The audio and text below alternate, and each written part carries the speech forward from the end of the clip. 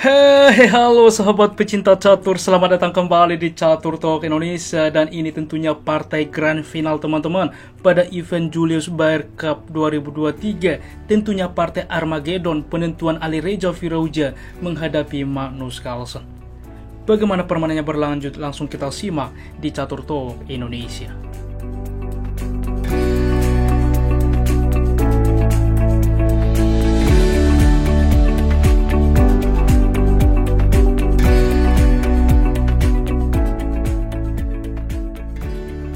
Pada teman-teman, di sini Ali Reza Virauja putih melangkah dengan pion ke-4, dibalas Magnus Carlsen C5, ia memilih pertahanan Sisilia.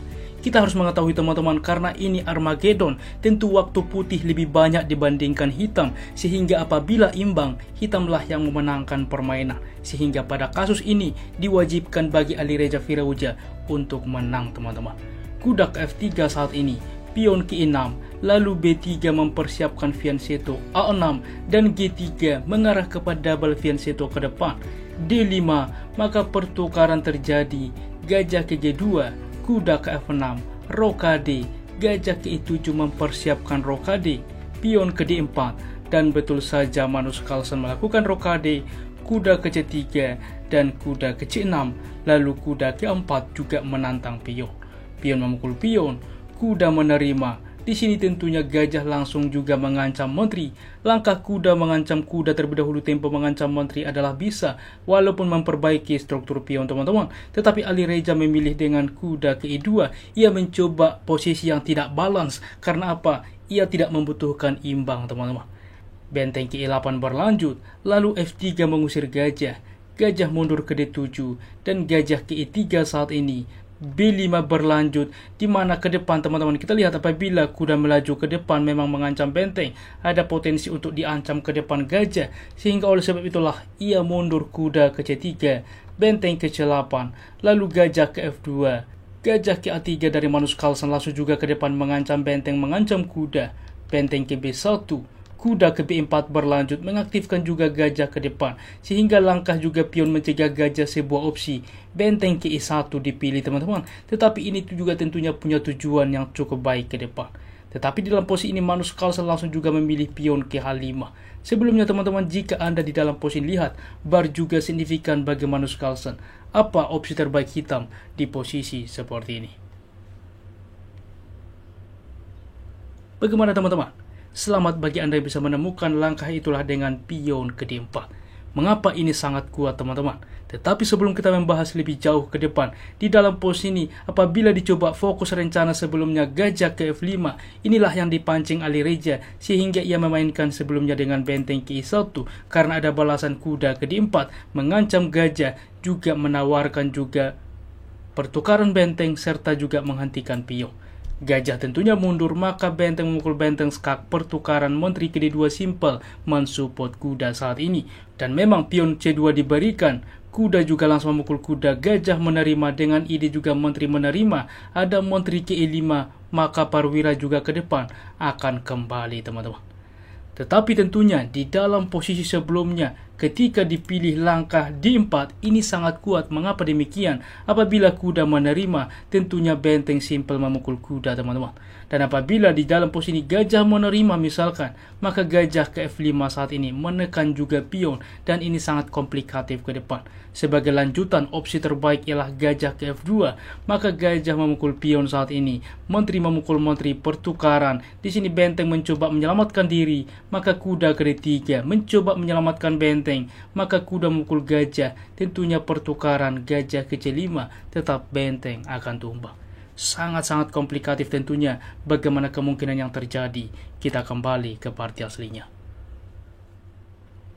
Di dalam posisi ini Magnus Carlsen langsung memilih H5, maka berlanjut saat ini menteri juga langsung ke D2 simple mensupport kuda ke depan. Kuda juga langsung memukul pion, menteri menerima, lalu B4 mengembalikan Parwira. Di sini menteri ke D3, pion memukul kuda, kuda memukul pion, lalu benteng juga menukarkan benteng skak, simplifikasi karena Armageddon ini Magnus Carlsen hanya membutuhkan imbang. Pertukaran terjadi, gajah ke B4 mengancam kuda, di sini gajah ke D4 berlanjut, Menteri KA5 saat ini, benteng KE3, lalu gajah langsung juga memukul kuda, simplifikasi terjadi, menteri juga langsung menerima pion. Langkah menteri juga untuk mencegah ke depan, ada skak dari hitam adalah sebuah opsi. H3 dipilih, membuka juga ruang ke depan bagi raja. Di sini menteri memukul pion saat ini. G4 berlanjut, menteri ke C4 menawarkan simplifikasi. Menteri menolak tentunya. D4 saat ini lagi-lagi menawarkan memaksa pertukaran menteri sehingga wajib diterima, maka membuka juga akses menteri teman-teman sehingga pertukaran menteri saat ini terjadi. Raja ke H2, benteng ke C2 langsung juga mengepin ke depan, membawa juga gajah untuk mengancam ke depan. Benteng ke E7 berlanjut, gajah ke B5, benteng ke E1, maka kuda ke D5 berlanjut juga ke depan bermanuver menekan gajah. Gajah ke E5 mencegah, maka F6, gajah ke D6, maka kuda ke E3 memaksa pertukaran sehingga benteng memukul kuda. Di sini gajah ke F1, raja ke G3, benteng memukul gajah skak, raja ke F4, benteng ke D2 saat ini menekan juga gajah.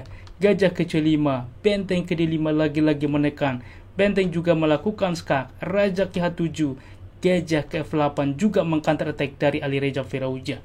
Maka G5 saat ini melakukan skak, raja tentunya berpindah ke G3, maka benteng ke D2 ancaman juga counter attack ke depan skak, dimana apabila pion melaju ini adalah skakmat teman-teman. F4 membuka ruang bagi raja, di sini H4 skak, raja ke F3, gajah memukul pion, gajah ke E7 juga menekan pion, maka gajah ke G2 skak, raja ke E3, benteng ke D1 saat ini, dan raja langsung juga ke F2. Karena tujuannya seperti ini, apabila dicoba gajah langsung menerima pion, masalahnya dilakukan skak, benteng akan tumbang teman-teman.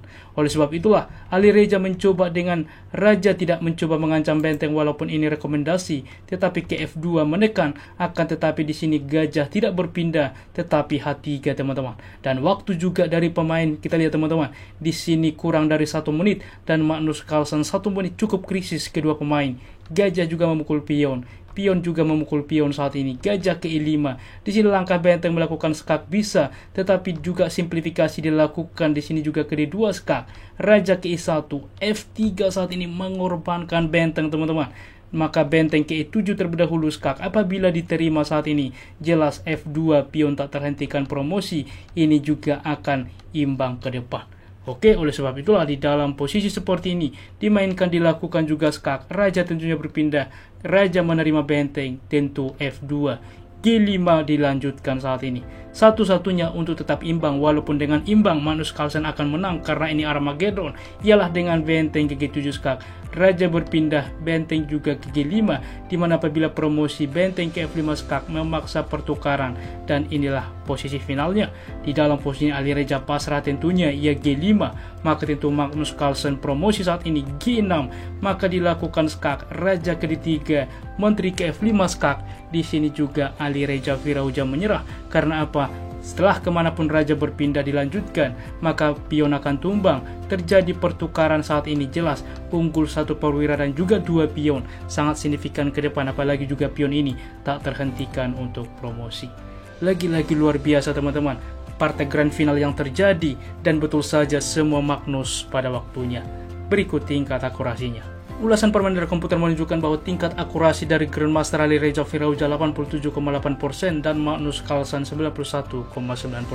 Demikianlah ulasan catur hari ini. Jika kawan-kawan suka dengan konten catur seperti ini, dukung kami dengan cara like, subscribe, dan juga share, yang membuat kami semakin bersemangat lagi di dalam mengupdate konten catur menarik lainnya. Apabila ada saran ke depan dan juga request, jangan ragu tuliskan di kolom komentar dan kami akan berusaha membuat requestan dari Anda.